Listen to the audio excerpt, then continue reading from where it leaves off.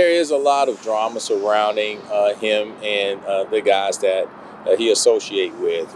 We believe that some of those guys have been involved in criminal activity here in Baton Rouge. It was still all good until he started, like doing his own thing, getting him a little buzz, getting a little money. He just got the big head and just started like the feelings he been feeling probably deep down inside that he was scared to put out. He let that out once he got a. NBA YoungBoy is now caught up in a massive federal investigation that could lock him up for life. The feds just got their hands on something wild, a full-on blueprint linking him to 19 bodies, and it's blowing the roof off the hip-hop world. This is the same rapper who got a presidential pardon from Trump, packed out arenas, and dropped chart-topping hits, now facing what might be the biggest RICO case in rap history. Behind all the success, the music, and the fans, the streets of Baton Rouge were on fire. The word is, YoungBoy was allegedly tied to a violent network that turned his hometown into a war zone, leaving chaos across Louisiana's street scene for nearly a decade. The new details the feds are digging into sound darker than anyone ever thought. They've reportedly uncovered evidence that could connect NBA YoungBoy to 19 serious crimes, giving them exactly what they need to keep him behind bars for good. This isn't just rap beef anymore. This is federal-level madness. The hip-hop community's been buzzing like crazy about what's happening. Everyone thought YoungBoy had finally left that street life behind after his Trump pardon, living peaceful out in Utah, away from Baton Rouge drama, stacking money on his Make America Slime Again tour.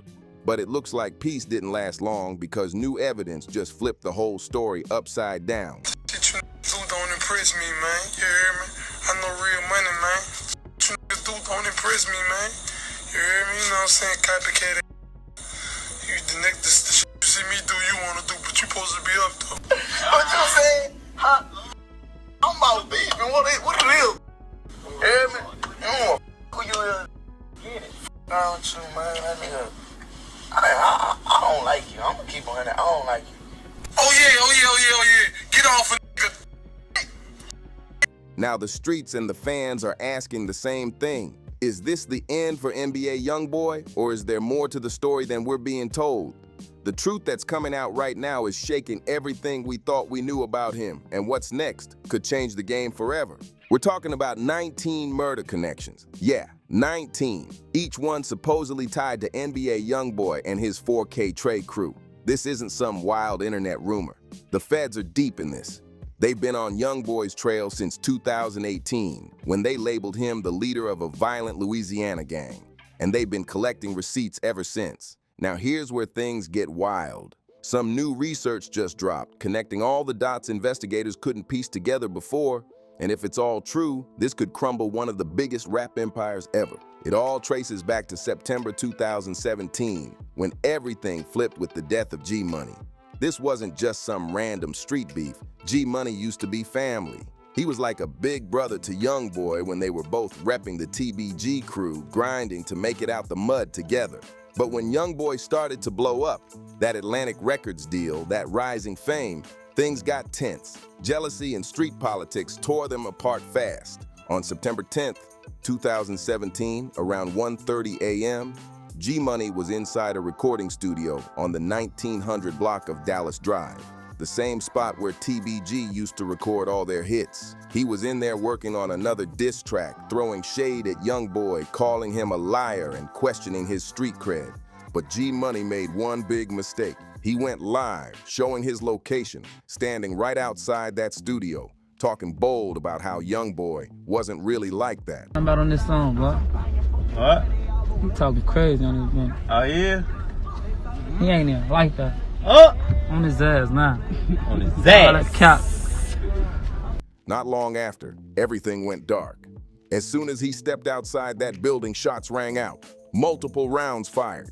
Just like that, G-Money's life was taken. And that moment sparked what many believe became a decade-long wave of retaliation. The streets started buzzing immediately. Rumors flew fast. Someone allegedly took pictures of bloody pillows at the scene, and word spread that the killers told him to go to sleep. That phrase turned legendary across Baton Rouge. And suddenly, NBA's name carried real fear behind it. People started whispering that 4K Trey were the ones you don't cross. And remember when King Von once said YoungBoy had KA in his raps? He wasn't talking just for show. Von was referring to YoungBoy's track Play With Us, where he was dropping lines about catching bodies and spilling blood, like he was sending coded messages straight through the music. This was no longer about rap beefs or dices. This was street warfare hiding in plain sight, and the feds were watching every move. King Von once cut off one of YoungBoy's songs mid-play and said straight up that YoungBoy was lying about his body count. But here's the shocking twist. Von was gone not long after, and every single number YoungBoy bragged about in those tracks turned out to be real. The second body dropped just a month later, a 19-year-old woman named Orisha Nisha Barnes. She was just sitting in a parked car outside a deli when gunfire exploded from a red Chevy Trailblazer. Nisha wasn't even the target. She was caught in the middle of a hit meant for her boyfriend, Hammer, who was beefing hard with YoungBoy's crew. The chilling part? In YoungBoy's leaked track Money Man, he literally rapped about the exact situation, aiming for Hammer, but accidentally hitting his girl instead. The lyrics matched the streets word for word, but that was only the beginning. The violence started to spiral out of control after that. In May 2018, tragedy struck again when Big Dump, YoungBoy's own manager, was killed in retaliation. Streets say he was the one who allegedly put a $100,000 bounty on G-Money's head, and TBG wasn't letting that slide. Big Dump was in his old neighborhood on Nan Drive, hanging with friends and family when a drive-by went down. Multiple witnesses saw the whole thing unfold, bullets flying, chaos everywhere. Just like that, TBG made it crystal clear. No one in YoungBoy's circle was untouchable. But YoungBoy's crew didn't stay quiet. They clapped back hard. On November 26, 2018, TBG rapper Boulevard Quick, who'd been online dissing YoungBoy's mom and throwing shade for months, got gunned down at the Lakeside Villa Apartments just after midnight. Are emerging this afternoon following a shooting overnight that left a 19-year-old Baton Rouge woman dead. Quick had been bold, making videos, taunting YoungBoy, daring him to come find me. Well, they found him. Multiple shots fired, and Quick was pronounced dead right there at the scene. What made it even wilder was how YoungBoy's crew reacted. The very next day, YoungBoy jumped on Instagram Live, spitting new bars from his upcoming song, celebrating the hit in real time.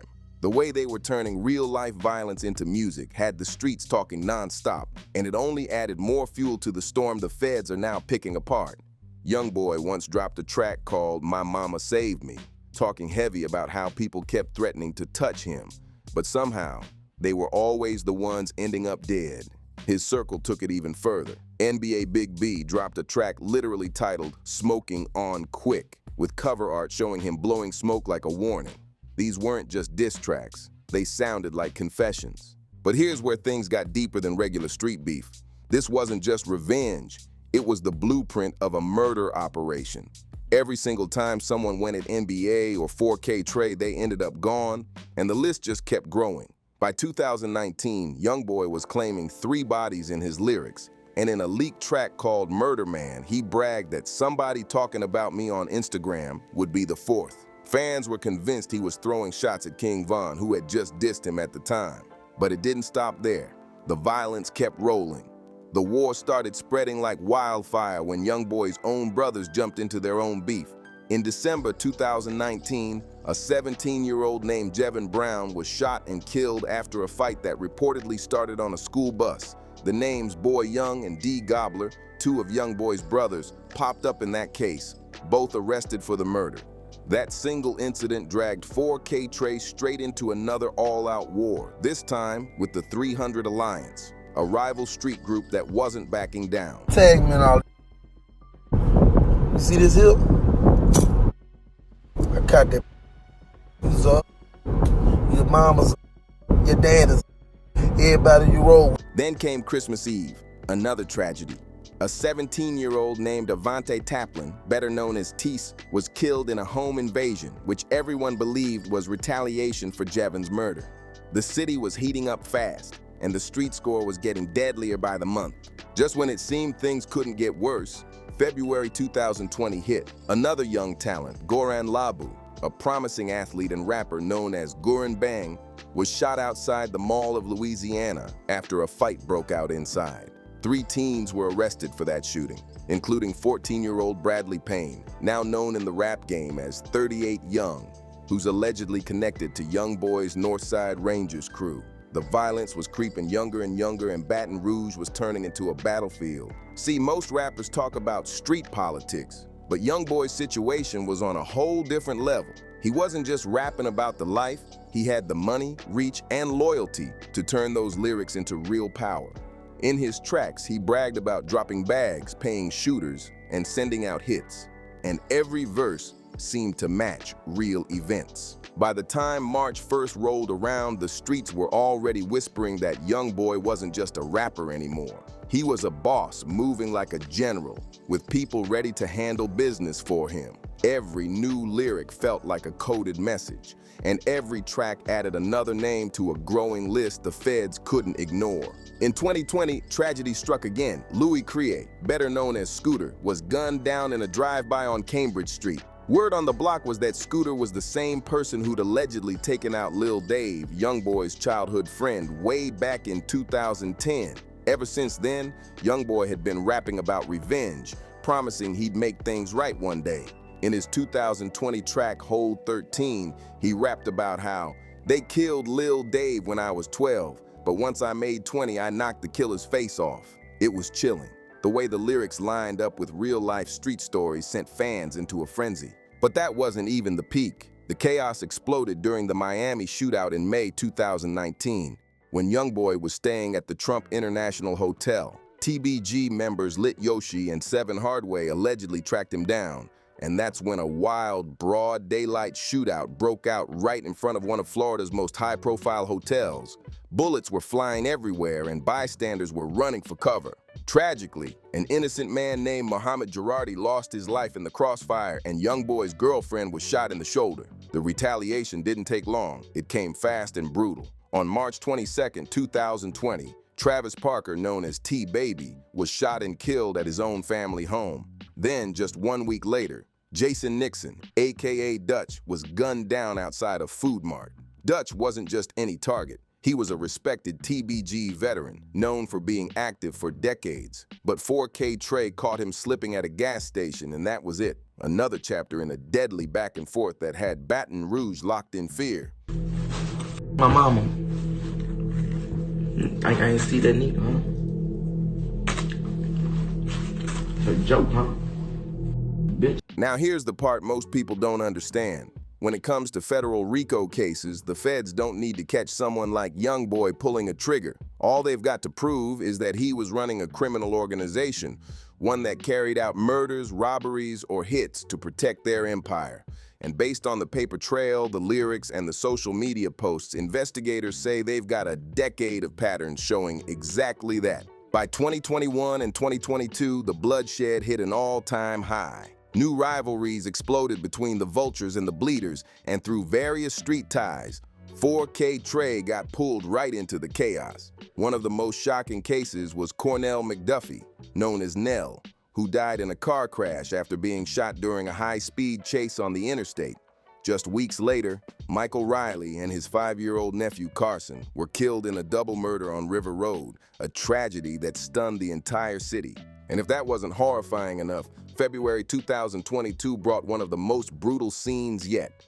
At the Mall of Louisiana, 2 men, True Bleeder and his friend Cliff, were ambushed in what looked like a professional hit. 2 cars boxed them in, and shots ripped through the air, leaving both men dead in the parking lot after what had started as a regular shopping trip. The entire scene was caught on video, and within hours, it was all over social media. Fans horrified, while others were connecting dots back to 4K Trey. Then came the final gut punch. Members of 4K Trey started celebrating online, posting cryptic captions and emojis, while YoungBoy's name started trending again. The internet blew up with speculation, and the streets couldn't stop talking. The feds, watching every post, every lyric, and every move, were already piecing together what looked like the final puzzle in a deadly decade-long saga that's now threatening to take down one of rap's biggest names. Brother B. Wade went viral posting EL emojis and laughing faces like he was mocking the losses. But what really got everyone talking is that the strongest evidence against YoungBoy isn't from the streets or police reports. It's straight from his own mouth. In his track, My Bobo with Herm the Black Sheep, YoungBoy brags about being 15 bodies up and even tells Herm he can name 5 that Herm personally caught. He raps about sliding behind Herm, watching him walk people down, and feeling hype when he'd see those same stories hit the news. These weren't coded bars. These were street confessions turned into songs. But what really stunned investigators was how YoungBoy's lyrics lined up perfectly with real-life murders. When he claimed 7 bodies in his 2020 track Dead Trolls, detectives reportedly found 7 murders tied to that same wave of beefs. Then, in 2022, he dropped This Not a Song, This For My Supporters, and upped the number to 12, right after 12 more killings were documented. By 2024, he released Tears of War and claimed 19 bodies, and guess what? 19 confirmed homicides were on record by that point. The math didn't miss a beat. Even while YoungBoy sat behind bars, the violence kept spreading. In 2024, a member of the Soul Snatcher gang named Dart was killed in a shooting that also left 5 others wounded. Then, Harley Ken, a well-known music manager tied to TBG artists, was gunned down in La Place. Not long after, Sage Wilson from the SOG crew was shot on Susan Avenue and later died at the hospital. It's like the street war never took a break, not even with YoungBoy locked up. Meanwhile, the feds have been piecing this RICO puzzle together since 2018. They officially tagged YoungBoy as the leader of a violent Louisiana gang, connecting him to multiple shootings, including the Miami hotel incident. They've been watching his team's every move, music videos, posts, captions, even comments. From celebration posts after murders to taunting dead rivals, it's all been archived as digital evidence. And now, everything's coming together at the worst possible time for him. That Trump pardon made it look like he was free and clear. But here's the reality. Presidential pardons only cover old federal convictions, not new charges. This RICO case, it's brand new, and it can carry life without parole. The cold truth? YoungBoy's biggest enemy isn't the streets, it's his own music.